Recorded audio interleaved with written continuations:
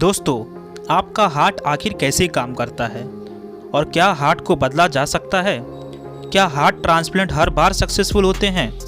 Heart transplant में होने के बाद कितने सालों तक इंसान जिंदा रह सकता है? क्या हार्ट ट्रांसप्लांट होने से ज़िंदगी फिर से नॉर्मल हो जाती है? आइए इस वीडियो में समझते हैं।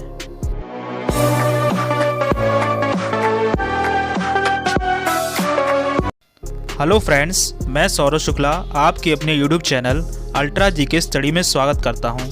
दोस्तों, क्या आप सभी ने कभी सोचा है हमारे सीने में जो दिल होता है वो आखिर काम कैसे करता है, और अगर गलती से भी हमारे दिल में खराबी आ जाए तो उसे बदला कैसे जा सकता है? दोस्तों, ये जो दिल होता है वो केवल हमारी मुट्ठी जितने साइज़ का होता है, लेकिन बड़े बड़े लोगों की ज़िंदगी में भौचाल लाने का काम कर सकता है। कभी रूठ जाता है तो कभी टूट जाता है, कभी खुश हो जाता है तो कभी रूठ जाता है। इंसान के शरीर के सबसे ज़रूरी अंग दिल के अंदरूनी स्ट्रक्चर जो बॉडी होता है वो बहुत ही कॉम्प्लेक्स होती है। दिखने में तो ये बहुत छोटा दिखाई देता है, लेकिन इसमें 4 अलग अलग चेम्बर्स होते हैं।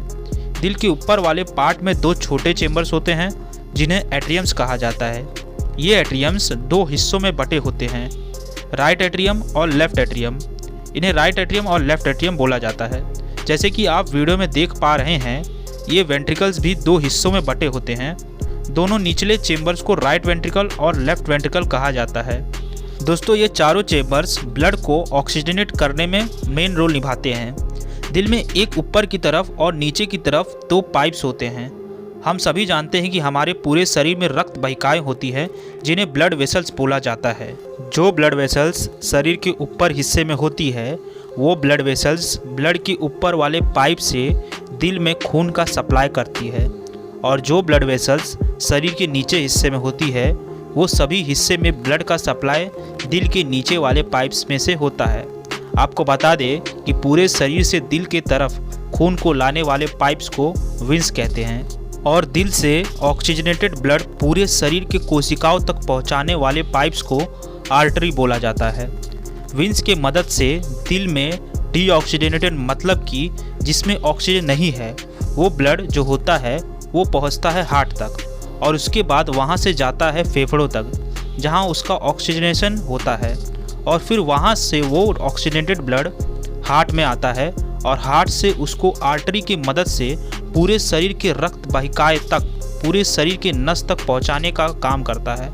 अब आपको बता दें कि दिल में खून का सप्लाई कैसे होता है। जैसे कि हमने बताया है कि दिल के ऊपर के वेन्स में जो डीऑक्सीजनेटेड ब्लड जो होते हैं वो राइट एट्रियम में प्रवेश करते हैं। इस राइट एट्रियम में नीचे की तरफ एक वॉल्व होता है जिसका रास्ता राइट वेंट्रिकल, मतलब कि नीचे वाले चेम्बर तक जाता है। हमने पहले ही बताया था कि वेंट्रिकल दिल का नीचे वाला चेम्बर होता है। एट्रियम में ये खून तब तक जमा रहता है जब तक कि वेंट्रिकल सिकुड़ के वापस से फूल न जाए। आप तो जानते हैं कि हार्ट जो रहता है वो कॉन्ट्रैक्ट और रिलैक्स होते रहता है, सिकुड़ता है और फूलता है। उसके फूलने का तरीका भी एकदम अलग है, तो समझते हैं उसे भी। जैसे ही राइट वेंट्रिकल सिकुड़ कर फूलता है, वैसे ही एट्रियम के अंदर का वॉल्व खुल जाता है और खून राइट वेंट्रिकल में प्रवेश करता है। जब खून एट्रियम में से राइट वेंट्रिकल के चेम्बर में जाता है, उसी समय दिल की धड़कन के वजह से वो खून पुल्मोनरी वेन्स में चला जाता है।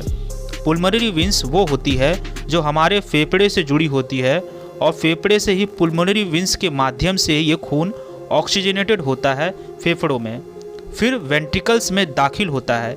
बता दें कि ये पुल्मोनरी वेन हमारे दिल में फेफड़े की तरफ से खून पहुंचाने का काम करती है, और दिल से फेफड़े तक खून पहुंचाने का काम पुल्मोनरी आर्टरी करती है। फेफड़ों से ऑक्सीजनेटेड ब्लड जिसमें ऑक्सीजन मिला दी गई है, फेफड़ों में वो पुल्मोनरी वेन्स के माध्यम से लेफ्ट एट्रियम में गिरता है, और इसमें भी वही प्रक्रिया दोहराई जाती है जो राइट एट्रियम में हुई थी। लेफ्ट एट्रियम में भी एक वॉल्व होते हैं जो लेफ्ट वेंट्रिकल से जुड़ा होता है।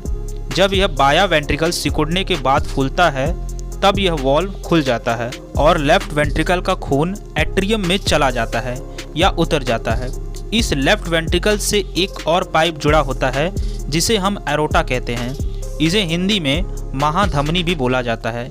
इस महाधमनी के माध्यम से ऑक्सीजनेटेड खून शरीर के हर छोटी मोटी नस तक पहुंचता है ऑक्सीजन से भरा हुआ खून, ये एक प्रकार से देखा जाए तो दिल से जुड़ी हुई महाधमनी अरोटा उस हाईवे का काम करती है। अरोटा जो शरीर के हर कोशिकाओं तक ब्लड पहुंचाती है। शरीर के सभी नसों से गुजरता हुआ ये ऑक्सीजनेटेड ब्लड जब डीऑक्सीजनेट हो जाता है तब फिर ये ब्लड कैपिलरी नसों के जरिए वापस दिल में पहुंच जाता है। ये सभी कैपिलरी नसें वेन्स और आर्टरी से जुड़ी होती है। बता दें कि डीऑक्सीजनेटेड ब्लड और ऑक्सीजनेटेड ब्लड के रंग अलग तरह के होते हैं। डीऑक्सीजनेटेड ब्लड का रंग ऑक्सीजनेटेड ब्लड के मुकाबले थोड़ा गहरा होता है, गहरा लाल कलर का। दोस्तों, हमारे दिल में जो मसल्स होती है वो मसल्स एक विशेष प्रकार की इलेक्ट्रिक सिग्नल जनरेट करती है, जिसके कारण हमारे दिल तेजी से धड़कता है। दिल की संरचना इतनी जटिल होती है कि हम ज़रा भी अगर सेहत को नज़रअंदाज कर दे तो हमारे दिल में इसका बहुत बुरा प्रभाव पड़ता है और हमें दिल से संबंधित बीमारियां होने लगती है। कुछ लोगों का दिल इस कदर ख़राब हो जाता है कि चाहे वो कितनी भी दवाइयाँ खा ले, उनका दिल कभी ठीक ही नहीं होता। ऐसे मरीजों को नया जीवन दान देने के लिए मेडिकल साइंस ने हार्ट ट्रांसप्लांट का ऑप्शन उपलब्ध कराया गया। हार्ट ट्रांसप्लांट को आम भाषा में समझे तो एक मरे हुए इंसान के शरीर से उसका जिंदा दिल बाहर निकालना और ज़रूरतमंद मरीज के शरीर में उसका दिल लगाना है। यही हार्ट ट्रांसप्लांट होता है। डिटेल्स में बताते हैं, समझ जाएंगे, बहुत कॉम्प्लिकेटेड नहीं है। बता दें, जब कोई इंसान मर जाता है तो उसके मरने के कुछ समय बाद भी उसका दिल जिंदा रहता है। ऐसे में अगर उस व्यक्ति की या उसके परिवार वाले की इच्छा हो कि उस मरे हुए व्यक्ति का दिल डोनेट कर दिया जाए तो तुरंत डॉक्टर उस मृतक के शरीर से दिल निकाल कर सॉल्यूशन में रख देते हैं।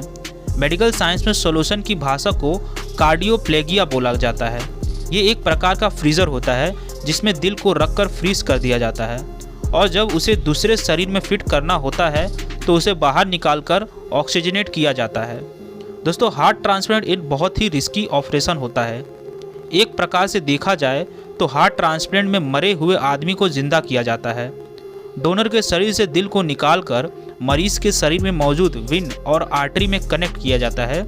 इसके बाद दिल तेजी से धड़कने लगता है। दोस्तों, हार्ट ट्रांसप्लांट में सबसे बड़ा रिस्क होता है कि कभी कभी मरीज का शरीर डोनर के शरीर को रिजेक्ट कर देता है। इस प्रक्रिया को इम्यून रिजेक्शन कहते हैं। इसलिए डॉक्टर हार्ट ट्रांसप्लांट करने वाले मरीज के इम्यून सिस्टम को थोड़ा कम कर देते हैं, लेकिन ऐसा करने का भी एक नुकसान है। मरीज के इम्यून सिस्टम को दबाने से उसके शरीर में कैंसर होने का खतरा बढ़ जाता है।